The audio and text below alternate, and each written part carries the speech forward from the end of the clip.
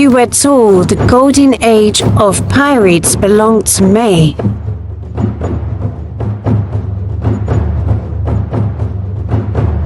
They lied. Please subscribe on my channel. In 1593, a 63-year-old Irish woman sailed to London.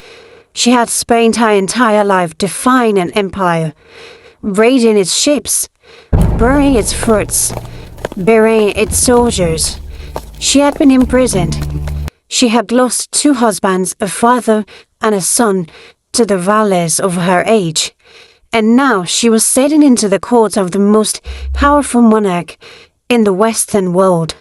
Not as a prisoner, not as a supplicant, as an equal. Her name was Green Knee Mali. The English called her Ruthless Rulers. History almost forgot her entirely. Almost. The O'Malley were not nobility in the way the English understood it. They did not own land by royal charter. They owned the sea. Their motto, translated from Irish, was simply powerful by land and by sea. They were traders, fishermen, and when necessary, pirates. There was no clear line between those 3 things. In 16th century, Connaught, Owain O'Malley commanded a fleet of galleys that taxed every ship sailing through his waters. If you wanted safe passage along the west coasts of Ireland, you paid the O'Malleys. If you didn't arrive. The story of Grace cutting her own head to get aboard her father's ship is the first story told about her. It may be legend, but here is what is not legend. She sailed.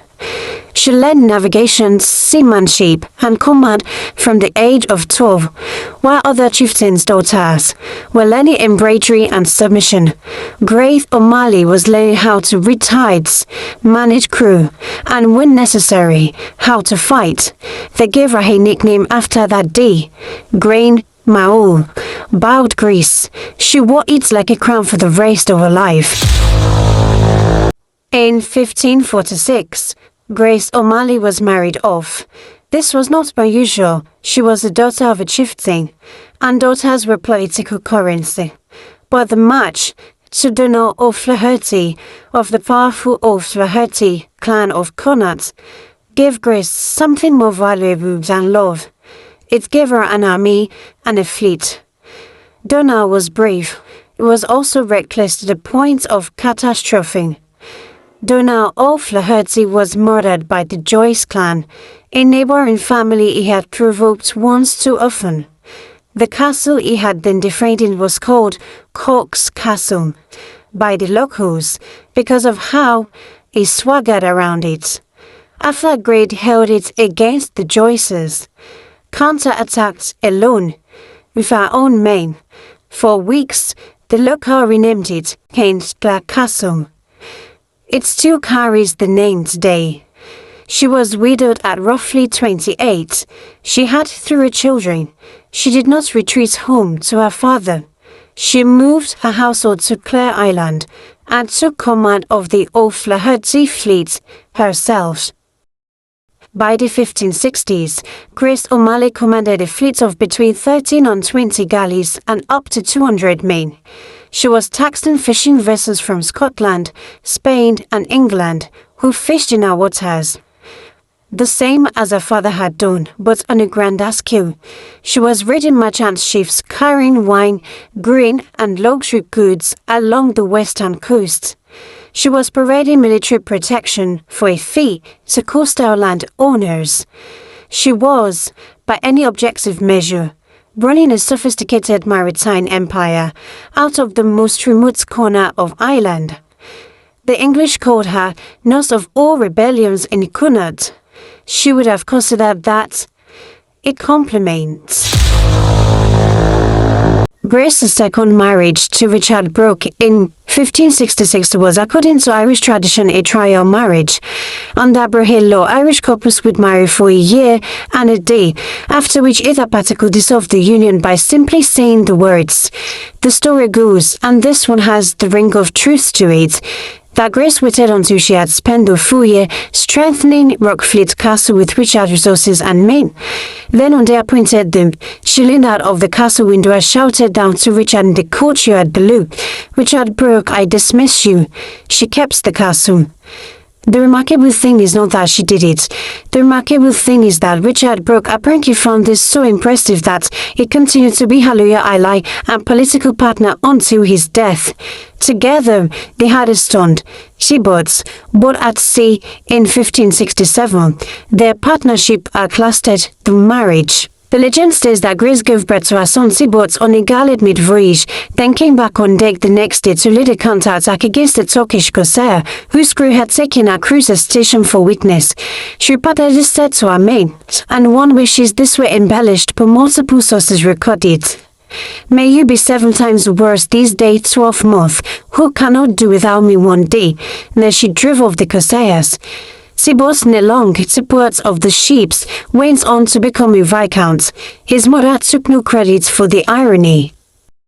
By the 1570s and 1580s, England's policy toward Ireland shifted from tolerance to extermination. Queen Elizabeth wanted the island fully subdued.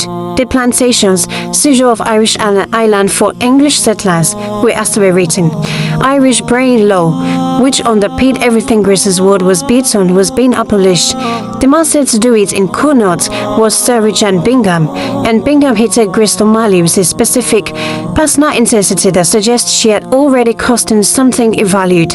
He called her a notable traitress and nurse of all rebellions in the province. He was not wrong, and she was not sorry. Bingham's campaign against Grace was systematic and vicious. He captured and killed her eldest son, Owen. He seized her castle, the basis of land wealth in Irish culture, roughly 1,000 head, wiping out years of accumulated assets. He arrested and imprisoned her. She escapes. She always escapes. But by 1593, her fleet was diminished. Her territory under constant military pressure, and another of her sons, Thibaut, the one born at sea, was in English custody. She had spent 60 years fighting. She had one move left. She wrote a letter to Queen Elizabeth. She wrote the letter in Latin, which is remarkable in itself. A woman who spent her life on the water, outside the formal structures of education, writing to the Queen of England in language of diplomacy. She described herself as a gentlewoman of Connaught, who had been treated with extraordinary injustice by Bingham. She asked for her son's release. She asked for recognition of her rights to govern her territories. She asked to be allowed in her old age to persecute with sword and fire all her majesty's enemies. She essentially asking Elizabeth to make her a sanctioned privateer. The letter is extraordinary because of what it is not. It is not begging. It is not submission. It is a negotiation between two rulers, and Grace wrote it knowing exactly what she was doing.